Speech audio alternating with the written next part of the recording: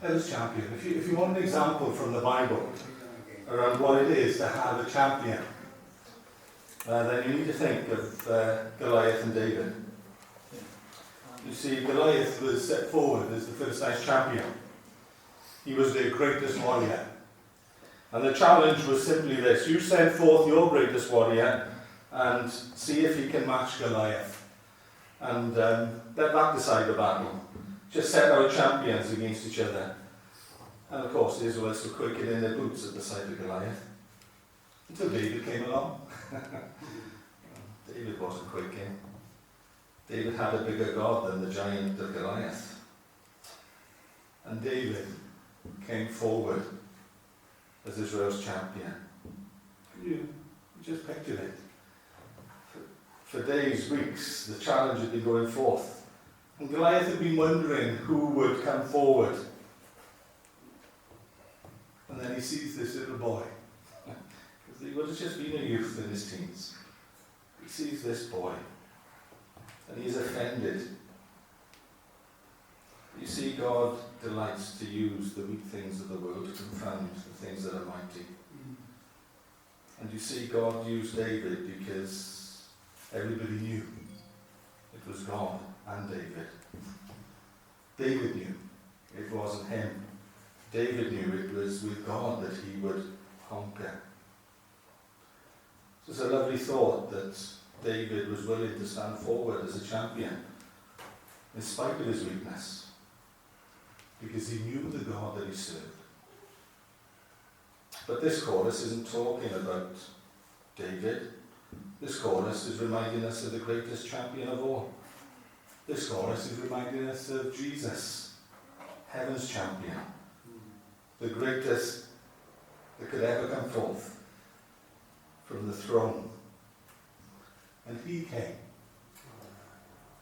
And he fought our battle. That's how we need to think of the cross, isn't it? That's how we need to think of this table this morning. It was a battle. And heaven sent forth its champion. Heaven sent forth Christ. And he was willing to come forward and say, I will fight for you. But he didn't just take on one. He took on the hordes of hell. He took on not only Satan, he took on all the hordes of hell. And he defeated them. He defeated them all. He is heaven's champion. He has secured the victory. What is the victory? It's your soul. It's your eternal security. He has won it for you. In the light of that, let's turn to John 15. Let's remind ourselves of what Jesus said to his disciples. What Jesus said to us. It's not just for his disciples, it's for all his followers, down through the generations. John 15, verses 9 to 17. Let's just look quickly at those verses.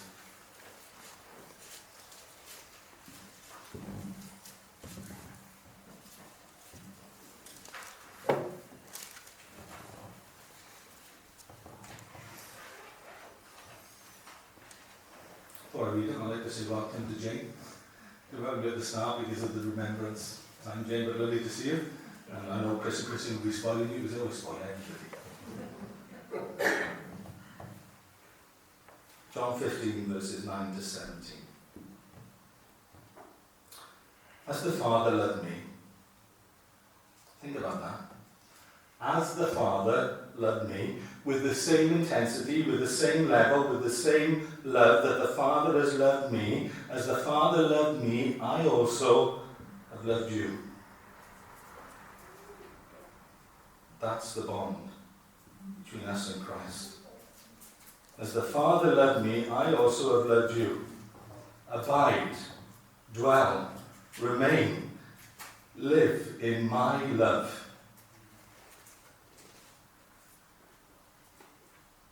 It's a state of being. We dwell in his love throughout our whole life. I really felt it when we sang the song about feeling his embrace. Do you feel that this morning? Have you felt that this week? Have you felt his embrace? Do you feel his arms around and about you, protecting you, keeping you, comforting you? That's the God that we serve. As the Father loved me, I also have loved you. Abide in my love. If you keep my commandments, you will abide in my love. Just as I have kept my Father's commandments and abide in his love. These things I have spoken to you, that my joy may remain in you, and that your joy may be full. This is my commandment, that you love one another, as I have loved you. Greater love has no one than this, than to lay down one's life for his friends. You are my friends, if you do whatever I command you. No longer do I call you servants, for a servant does not know what his master is doing. But I have called you friends. For all things that I heard from my Father I have made known to you. You did not choose me, but I chose you, and appointed you that you should go and bear fruit, and that your fruit should remain, that whatever you ask the Father in my name, he may give you. These things I command you, that you love one another. It's lovely to know who your friends are. It's lovely to have friends. And there's no greater friend than him. He is your bestie. He's your best of all friends. Jesus Christ, the Son of God, is our friend.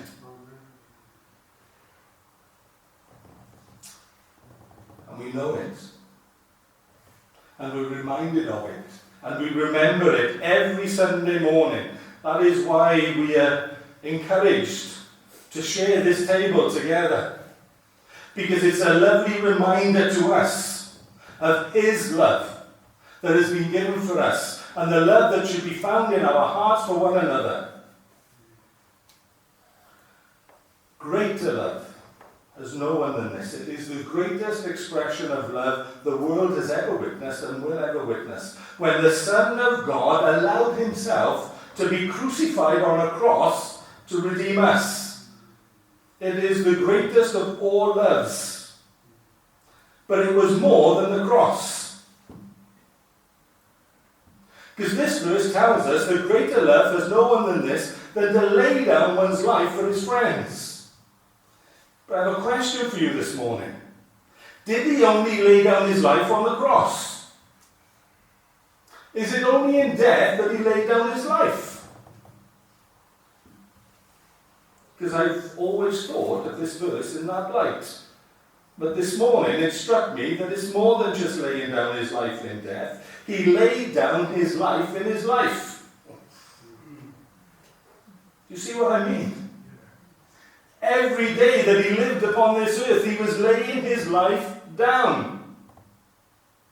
We have that lovely, lovely song, don't we? The Servant King. Jesus himself said, I did not come to be served, but to serve. And that's what this verse means. Every day he laid down his life. Every day he was willing to give of his time. Every day he was willing to give of his love. Every day he was willing to give of his heart. And it didn't always work. Didn't always work out. The Bible tells us that there was a rich young ruler who came to him. And the Bible tells us that Jesus loved him. Jesus loved him. But when Jesus said to him, I need you to follow my example. And just as I have been willing to come and to lay down everything for you, I need to know that you are willing to lay down everything for me. And you need to let go of that thing that means so much to you, your wealth, your treasures, your money. I need you to let go of it. I need to be first. And it says the man's heart dropped and he went away sorrowful. He had just been told what he needed to do, and he had just been invited to become a believer, a follower of Christ. Jesus said, give up everything you have and come follow me. But the choice that was before him broke his heart. It was Jesus that put his finger on the one thing that meant more to this man than his eternal well-being, his wealth, his riches.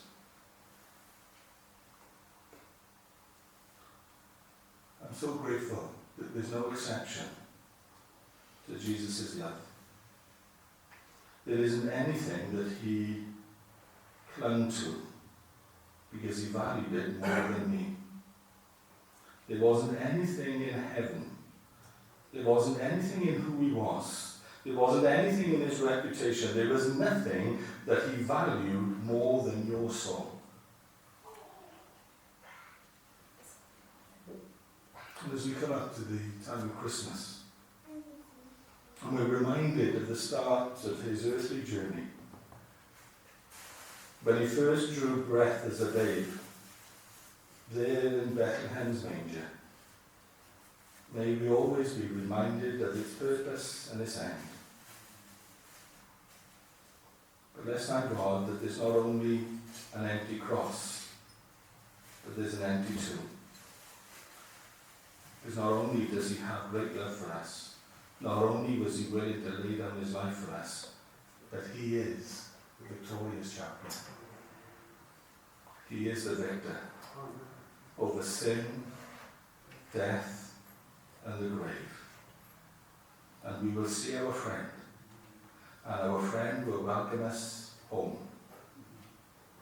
Because heaven's champion is my champion. Heaven's champion is your champion. And we thank him